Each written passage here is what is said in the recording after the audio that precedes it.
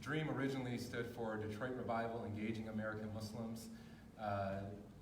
We don't often use that full name anymore. Sometimes we think of it as Detroit Revival and engaging and or empowered by American Muslims or engaging and activating Muslims. But the premise is that we are trying to combine community organizing with community development to revitalize our neighborhood on the west side of Detroit and to build a healthy community. So that's essentially what we're trying to do. Why we're trying to do that is to bring vitality back to that particular neighborhood, to bring more people, to bring more businesses, et cetera. To also bring specifically the Muslim community to that neighborhood. It's an area where the Detroit Muslim community has had a presence for over nearly 35 years with the Muslim Center Mosque and Community Center that you saw featured in the video or mentioned in the video, and some other institutions. And so part of our goal is to get Muslims living around that masjid and to be a part of repopulating the area. And then the third piece is to get Detroit Muslims and Metro Detroit Muslims, broadly speaking, engaged in the conversations around social justice in Detroit, whether it be housing justice, economic justice, transportation justice, environmental justice, but to bring Muslims authentically to that table or to those conversations in ways that make sense in the context of our organization. So that's what we're doing, why we're doing it, and maybe as we get into other questions, I'll get into a bit of how we're doing it, inshallah. Great, thank you. Next, Monica Lewis-Patrick, our water warrior. Could you tell us a little bit about the work that you do in Detroit and in Michigan right now? Yes, well, first of all, thank you, and thank MuslimARC for being such an anchor in our community in terms of having these critical conversations. I don't think there's any better space and place for the conversation, and I don't think there's a better organization to lead on these critical issues. But my organization, We the People of Detroit, which I have the honor and privilege of serving as the president and CEO, actually did not begin with wanting to conceptualize ourselves as a formal organization. We just showed up one day in 2009, mad as hell about the fact that public education was being privatized in this city, and that we as mothers and grandmothers and aunts and uncles were not having a say in how our children were being educated. At the same time, we were seeing a very direct targeting of resources being ciphered away. And so out of that organizing, and over the course of 5 weeks, what matriculated was 5 of us began to just stay the course. And as we stayed the course, I have the honor of serving with 4 other amazing women. We began to take on other struggles and other fights. We got heavily involved in the resistance of what we knew was the destruction of the charter. We also got heavily involved in the pension fight. We knew that the pension fight was really connected to other forms of structural violence that was being targeted specifically on Detroit and communities of color all across the state of Michigan. And then a lot of our work evolved around emergency management and doing everything in our power to kill that reptilian ball. And so from there in 2014, when Charity Hicks was just arrested for just alerting her neighbors and her friends that they were in jeopardy of losing access to water, it sent chills through us as women of color, many of us as grandmothers and mothers providing care for our families, that a black woman, as well established as Charity, as well informed as Charity, as self-sacrificing as Charity, would be treated in such a vile and violent way. Let us know that we had to mobilize and deputize ourselves in a different way and be courageous enough to face these demons down when it came to denying families access to water. And so that struggle in 2014, as I say to folks all the time, I didn't find water, water found me, has taken over our lives. And so we now are known not only for the work we do in Detroit, but what we do regionally and nationally, and we've been very blessed to even have our work connected to national and international struggles. And so we work on education, we work on the human right to water. We have now began to work on, because of MuslimARC, working on the issues of immigration, also working on housing justice. We see all of these struggles intricately connected to each other. Thank you. Next, we have Michelle Martinez. Could you tell us a little bit about the work you do? Sure, thank you. Thank you all for coming tonight on a Saturday night, and thank you, MuslimARC, for hosting this. I feel humbled to be in the presence of amazing activists in the city. future political leaders. Okay, it's gonna happen. So I'm hopeful for the future. The way that I was brought into this work, I am the 5th generation of Detroiters who came from the U.S.-Mexico border to find home here in Detroit, pushed out, right, by folks who were fleeing from the Mexican Revolution and finding home here on another border, a northern border. My father came in 1970 and worked really hard to have a home here in Detroit for us also. So I came to this work through a long line of people who have been struggling for survival and struggling to find home. And in excoriating the definition of this, I find that home means a lot of different things to different people, but ultimately is about your ability to find land, security in your home, water, and the right to breathe more and more, even the decision around the security and safety of your own body. So I came into environmental justice work, came back to Detroit in about 2006, and got in a fight that many of my ancestors have been fighting, which is the dignity for the life to live in their home. I started with Rhonda Anderson at the Sierra Club and was quickly introduced into a fight with Marathon Oil to bring toxic tar sands into the neighborhood of 48217. And that fight is still going. I honor the work of all of the folks who have been engaged in that fight. My current position is with Michigan Environmental Justice Coalition, and our coalition seeks to bring up and hold issues for communities around environmental justice, and really intervening with the state of Michigan, who is more and more complicit in the violence that is waged against our communities in their fight for the dignity of their own lives. Thank you. Last but not least, Ms. Sadie Sarr. Could you tell us about the work you do here in Michigan and Detroit? Yes, definitely. Well, first of all, thank you for having me. And like Michelle said, humbled to be sitting here around all these great people. So this touched my heart very well.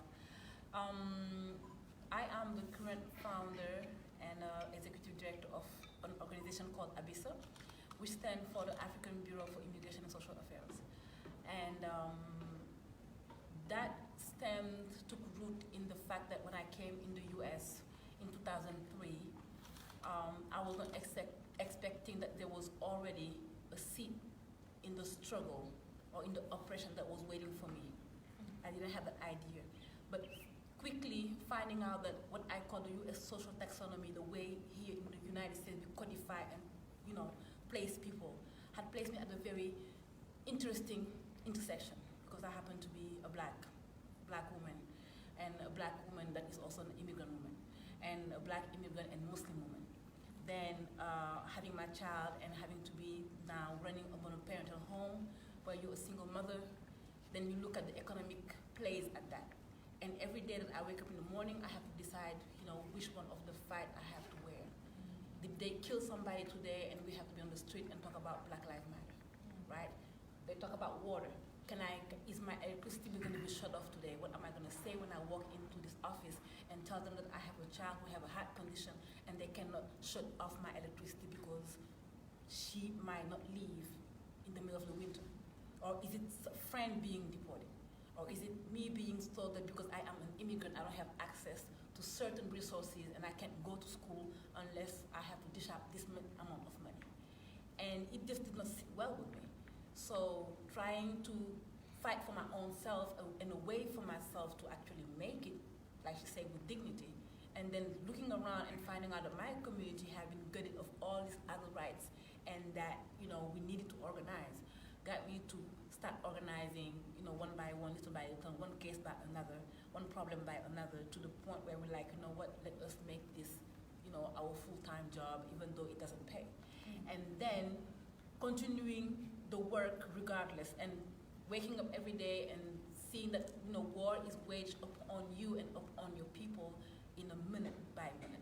So you cannot cannot say, hey, let me take a rest, I'm tired today, I'm gonna wake up tomorrow, because that means somebody is being deported, that means somebody's water or somebody's electricity being shut off, that can mean, somebody else is in jail and is not gonna come out. So, once you put your foot in the mud, you already muddy, you stay muddy. And I have stayed muddy, for the last 15 years. To the point where, I'm like, okay, what are we gonna do?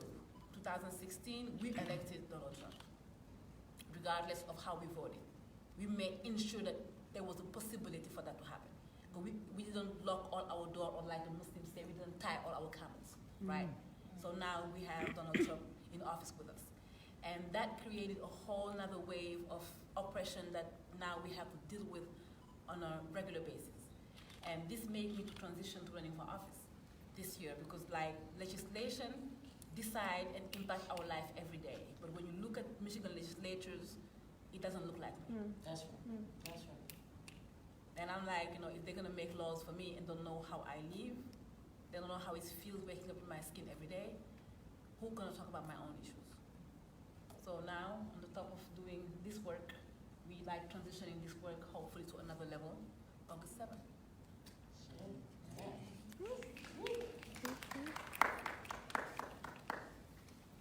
So I want to get into, specifically in the context of Detroit, what needs are you trying to address and why?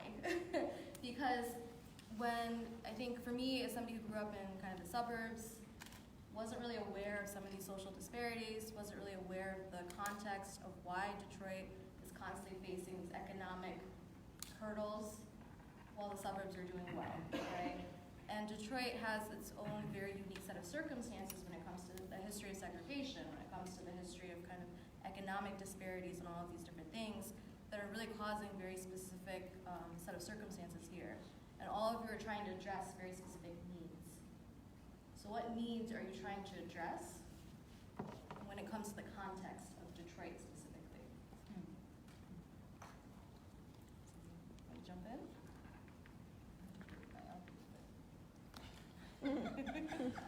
I mean, it's really easy. If you start driving down I-75 from Pontiac, you can see night and day the haves and the have-nots of environmental justice.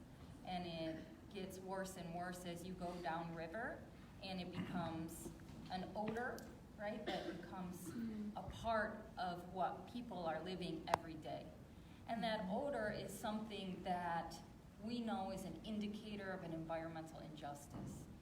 Now, environmental injustice is a disproportionate impact on people of color, right?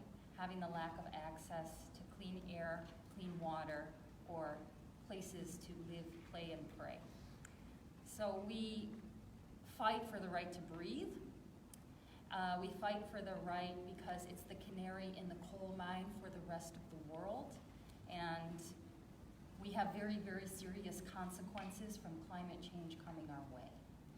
So fighting for the right to breathe, as a sulfur dioxide comes from a smokestack, or a nitrous oxide comes from a smokestack, or a carbon monoxide, things that are regulated, but are regulated to offer risk to some and not to others.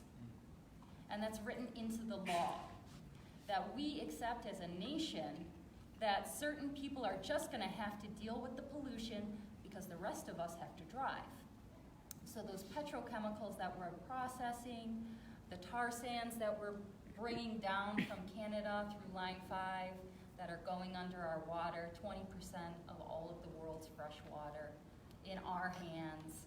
When we're talking about burning natural gas on fracked lands with some of the most agriculturally biodiverse lands in the nation, right? We not only hold the most food, but we also hold the most water. That this has become something that the folks on the front lines, right, in South Dearborn, in Southwest Detroit, in Delray, in 48217, they're the truth tellers. They understand the reality of having to deal with watching your community die around you. And those contaminants that come out of these smokestacks are given permits by the state of Michigan to do that, right? because the laws that were written in the 1970s don't keep up with the kind of technological or health epidemiological information that we have that says when you breathe this stuff, it not only causes your children an inability to learn well, right? Asthma is the #1 reason that children don't go to school in the city of Detroit. It also causes heart disease. It also causes stroke. When the Ambassador Bridge was closed the day after 9/11 because of security issues associated with the border, the hospitalization rate for stroke went through the roof because the particulate matter from the diesel trucks sitting on the border sedimented down into people's homes, and the very small particulate matter went into their lungs and lodged into their brain, and people were literally falling out. So that is an example of the environmental injustice that's magnified, right? It's magnified not only because we're children of the automotive industry, right? You're 1 or 2 people away from working in a factory that built a global fleet, right? A global fleet of automotive cars, trucks, vans, semi-trucks, right? That we're the tanks, right? We're in the home, we're in the manufacturing home, right? And so we've built it. We've built this machine for many generations. And so now we're tasked with understanding the toxic legacy that it's left here on the most precious global resource that we need in the coming future. But we also have an entire generation of people who are the living evidence of what that toxic contamination does to our bodies. The other important thing that we are very attuned to and we need to start paying attention to is that global economic system around fossil fuels and the carbon burning engines that we created is a power structure, okay? It's a very steep power structure that has disallowed us from any decision-making power over our own future. Whether or not it's how much money you pay on your DTE bill, okay, which is done through the Michigan Public Service Commission, we're disallowed from making that decision. Whether Marathon Oil should get an $85 million tax break from the city of Detroit that we subsidize them burning fossil fuels and poisoning us, we're disallowed from weighing in on that decision. We're disallowed, right, from understanding how these companies can continue to be permitted to pollute because we're locked out of the political system. And so that's what we've learned, right, over these generations, dealing with these power structures that we need to figure out how to flatten, right? We need to figure out how to get in and change it. So that's the Detroit story from the environmental justice. Thank you. Thank you.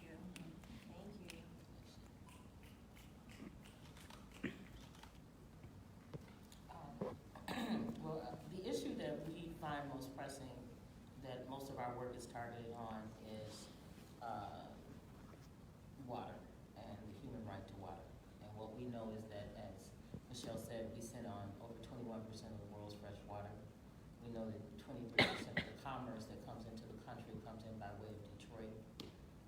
We know that we also are servicing about 126 municipalities and townships. About 3.8 million Michiganders get their water from the city of Detroit. At the height of the system, about 4.3 million people were drinking from the city of Detroit's well.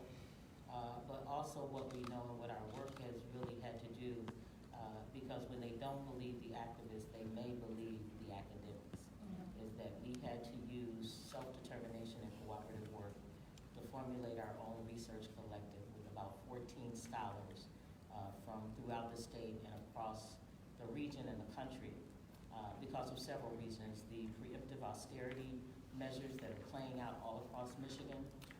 There are 37 states that have some form of this preemptive legislation already on the books. They are prepared to pull the trigger at any moment. As we sat by and watched over 80% of the bankruptcy levied on the backs of pensioners for this false narrative of a comeback. What we saw is that we saw people that had stayed and paid, that had weathered the storm, that when others abandoned the city, when there were comments, the last one out, turn the lights off, the national narrative that was very much dog whistling, that there was nothing good left in Detroit, that we were the welfare capital of the country, that we were the murder capital of the country, that our children and our people were the most illiterate in the nation. What we have found is that these very powerful sources of capitalism that is funded deeply by the DeVosses and the Koch brothers, that is deeply connected to the Mackinac think tank, that is deeply connected to Eli Broad, that is deeply connected to the Parthenon Group, which is a hedge fund, an international hedge fund. You can't leave out the fact that as we pull back the covers, what we found is that the DeVosses are not only backing the privatization of public education, but they are also deeply connected to what is happening around the privatization of water because they head up Veolia. If you look at Veolia, just what it has done in Detroit, Veolia was a part of advising Detroit to privatize its internal operations. Veolia was also a part of advising on the M1 rail, which is the trolley to nowhere. Veolia was also, it gets us nowhere. And then you had, on top of that, you had to look at public education in Detroit. And so as we look at these issues of systemic racism, we can't look at it in a silo. And that's what the research has actually revealed for us, is that as we were looking at the devastation that was playing out on our children and relative to what was happening with public education, it also, as you close schools, you close communities. So as we were seeing the uptick of blight, and it was told that it was because you had mismanaged something or because failed Black leadership, what we found is that it was actual structural violence playing out on a community that had done more than its fair share of not only holding the city of Detroit together, but holding the state of Michigan together. The other piece of it that we understood is that what you would tolerate happening to the citizens of Detroit would set a legal precedence for what you could do all across this country. So when we saw pension systems being robbed, and you saw pensioners come together, about 44 unions, this gets left out of the comeback narrative, is that you had 44 unions assembling themselves along with the leadership of Councilmember Watson and others. And this was brokered over a 4-month period to get people to come together and make concessions. And unions made concessions to the tune of about $180 million. What gets left out of the equation is that you had the state of Michigan, just on 2 pieces of property, owed the city of Detroit, on the state fairground that's now being sold back to you, that was sold and stolen from you. The state of Michigan owed you $5 million in water debt on that one property, $2 million in water debt on Dexter Elmhurst. And then you look around and you say the golf course, over $400,000, and Ford Field, $55,000, and the Joe Louis Arena, $80,000. So when you put together and compile all of what was owed to Detroiters in terms of revenue sharing and taxes and fees and tickets that the state didn't pay to Detroit, it was about $2.2 billion that was owed, even in a financial downturn. And so part of our work is about setting the record straight. Because what we're finding is we're being preyed on. There is major erasure happening in terms of our history and our legacy and our work and our sacrifice. We have not only shed blood, we have put martyrs in the ground in this city for a right to be. We have a right to root, and we have a right to be. And so our work is actually exposing that, but it's also very intentional what we're doing. Because we're an all-led, Black woman-led organization, there is this perception that we only care about Black people. And that's not true. Understanding who we are and understanding the DNA that runs in our veins, we understand that Black women are the mothers of all civilization. So understanding that, we love all of our children. Now some of them are wayward and totally out of order, but we call that out too. Because also what we found is that there have been roles played not only by corporations, but by these philanthropic arms of big business. They call themselves nonprofits and foundations. And when you look at the money that has been poured in this city and in this region to ensure that there are only 2 major communities that do not have full access to water, and those 2 communities are Detroit and Flint, then you have to understand how structural violence and racism is playing out in this region. What we tend to do, and we the people of Detroit, is we've established what we call the We the People way. This whole narrative around that young people are the leaderships of tomorrow is a way of relegating young people to a sideline. We can't afford that. So we have something called Youth Leadership Now. And they call themselves We the Youth of Detroit. And what we're hoping that begins to happen is that there is a fire that catches on that is only through intergenerational and through the intersectionality of all of these struggles that we find our solutions. You guys are the leadership we've been waiting for. And I know it sounds cliche, but we have to say it in a way where you feel your power. Parties have divided us, even religion and faith, if it's played out in a way that's destructive and demonstrative. But what I believe that we have is a transformative moment to really not only envision the world that we deserve, but to build it. So when you talk to this brother, he's getting ready to tell you what he does with making houses happen. But how are we supporting that work? And are we showing up in a way where we're not afraid to network our dollars? Because this is where we're getting beat. We have an analysis. We've been at an analysis. Righteousness stands on its own legs. But even with that analysis, knowing that it's only going to be through cooperative work, it's only going to be through self-determination, it's only going to be through us modeling these ways of equity that we bring about these changes. And so I hope that that's what you see in the work that We the People does. There's no limit to what we do. Our work is to build the work that you do. I'm hoping over the next 5 years that we transition into funding more of this work so that we're not 70 still trying to lead a struggle.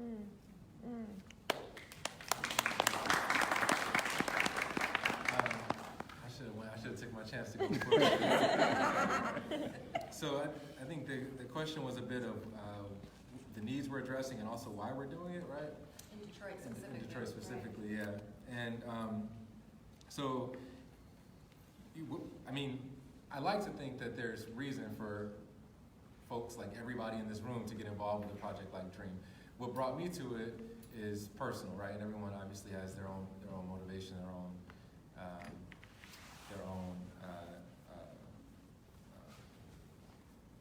what's the word I'm looking for? Self-interest. So, but for me, you know, I grew up in Detroit. I was born on the west side of Detroit, not too far from here, over off the Lodge and the Boulevard, really off 12th and the Boulevard. And then I grew up most of my life on the east side. We moved east in the mid-90s, really at a point where the east side was kind of like the frontier of white flight from Detroit at that point. So we moved far east, like Warren and Cadieux, which prior to essentially city employees being allowed to live outside of the city, that was like, there were a lot of cops over there, a lot of firefighters over there, and then pretty much overnight you saw like this huge exodus. But we moved, you know, eastward, my parents basically chasing a better life for their children. And, you know, my mom came up off of, like I said, 12th Street. My dad grew up off of Dexter and Davison. So they knew the West Side intimately and figured that they were searching for better opportunities for us. That same impetus led my mother to sacrifice a lot to get me to go to Cranbrook out in Bloomfield starting in the 6th grade. So I spent my basically 6th through 12th grade traveling 45 minutes each way from the east side of Detroit to Bloomfield. And it was the starkest introduction to spatial racism that you could get as a 10 and 11-year-old. And it was the starkest introduction to watching opportunity being withheld from some people and being thrusted upon other people. It was the starkest introduction to seeing unqualified people being buoyed by all the money in the world. And it was something that basically, I mean, that trek every day was my introduction to racial injustice in a real way. And we were also living like right in the corner of the city that's right by Harbor Woods and Grosse Pointe. So I got that old money racism from Grosse Pointe, I got that new money racism from Bloomfield. So I was blessed on two fronts. And I left home for school I came back here around 2013. The city that I came back to was way different than the city that I left. Even I left in 2005, and I came home, and I remember thinking, like, man, because I would come back and visit family and so forth, but I remember thinking, this is, like, Detroit has changed. Like, you haven't lived here in almost a decade. Like, that was kind of like a wake-up call for me, because I didn't realize the connection that I had lost or the pace that the city had been changing at. And, particularly our out-of-town friends, they might visit and see the city, and they think that, like, they see the state of the city today, and they think, because of the meta-narrative that you hear, they think 1967, they think Detroit riots, they think the city burned out 50 years ago and never came back, and this has just been how we've been living for half a century. And it's like they just don't remember that there was a housing crisis. There's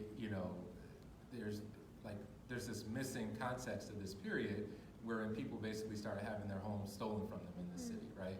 And so when we Dream for me, I'm kind of like the most visible face associated with Dream today, but I actually came home right after he started back with people. And so I got involved because it was would look to me like a robust partnership, like multi-ethnic partnership in the Muslim community, which we don't see enough of, and it was very explicit in its attempt to be that. But then also because it was at the early stages, at least, of starting to get Muslims to pay attention to questions of housing justice in the city of Detroit. And so the other reason that I got involved with Dream is that for me, I became Muslim when I was 20 years old. It was a very conscious decision. It came out of, it came very much through sort of like an anti-racism perspective. I'm very much the sort of Muslim who found Islam through the autobiography of Malcolm X and through the sort of universalist narrative that he preaches toward the end of the autobiography. Like that was a big part of my story. The brother who introduced me to Islam was a Pakistani member of Alpha Phi Alpha. So like, that's not common. So this is kind of, yeah. And so,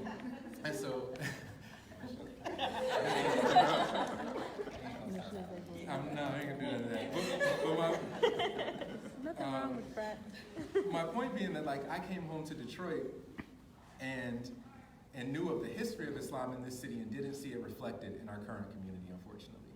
And we're talking about the city that didn't just birth the Nation of Islam. We're talking about the city that 10 years prior to that had a masjid opened by Dusay Muhammad Ali, who was a mentor of Marcus Garvey, right? We're talking about the first massive movements from the Middle East to the Americas. Like, we're talking about like a rich history that had like been hollowed out in a lot of ways. And the Muslim Center, with its connection to Masjid al-Muhammad, which was the original Temple #1, and that connection to the original Nation of Islam, there's a lot of legacy there. So that's why we sort of decided to double down in that neighborhood. And it's a neighborhood that is like the epitome of disinvestment by both folks down at the city county building and the foundation world that the sister was talking about. I mean, we basically were looking at, redlining. They don't want to call it that because it's being done not by the banks but by the foundation world instead. But that's essentially what it is. There's a small group of people who are acting as gatekeepers and determining what parts of the city are worthy of getting certain resources. And so our work started to look like, at the most practical level, challenging that by doing what we could to actually raise the funds to purchase homes and rehab them and put families into them. But then to not just get stuck doing that sort of work, which is a Band-Aid, which is not really scalable, which is not a solution, but while we're doing that work, which is the easier work for a lot of people to buy into, particularly from a community that, a lot of more conservative folks in the community who don't want to challenge power, right? And so the idea that they can just give a few dollars to rehab a home to help somebody, like, that's easy, right? What's harder is to say, actually, we're going to sit at the table with the folks who are challenging our Muslim county treasurer to do better about keeping people in their homes and keeping their homes out of the tax foreclosure auction. Or we're going to challenge this mayor who's shown some favor to some movers and shakers in the Muslim community. We're going to challenge him, right, to make sure that money doesn't just get captured in a certain square mileage of the city, that money that's due to the entire city. So it's a little bit harder work to engage people in. There's a little bit of a political education process. There's an agitation process that has to happen. So the immediate work was rehab the homes, and then once you sort of hit a tipping point with that, start to look at economic development. But the entire time, be moving your people toward a place where we can, again, be at these tables having conversations about real policy prescriptions to these issues that are not just going to be solvable through what really is like a neoliberal sort of process of raising private funds to rehab individual houses.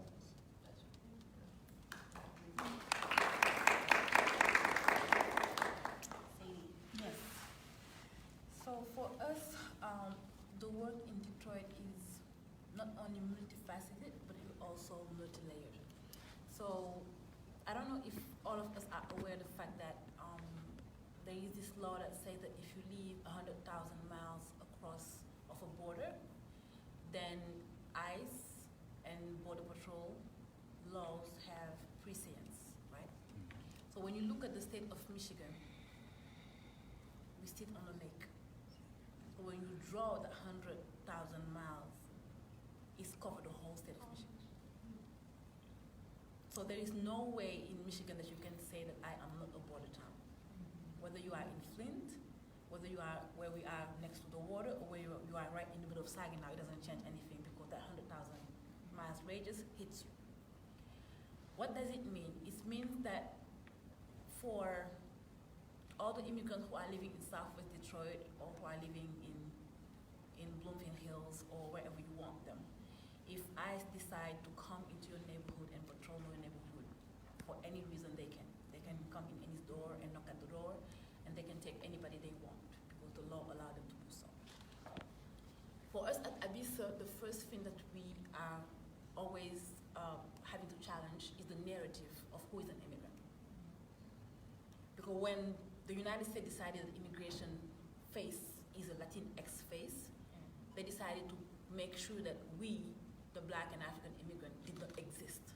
So if we don't exist publicly, then whatever happened to us doesn't have to be talked about, doesn't have to be addressed, nobody have to worry about how it looks like. So one of the first narratives that we have to challenge is that one. Like my friend that sits over there says proudly, immigration is a Black issue, and we always have to come and remind people that immigration is a Black issue, because it is. In a city as Detroit, it is pretty much what it is. We have more than 14,000 African immigrants in the city of Detroit. And a lot of people work in Detroit and don't even know if African immigrants are here.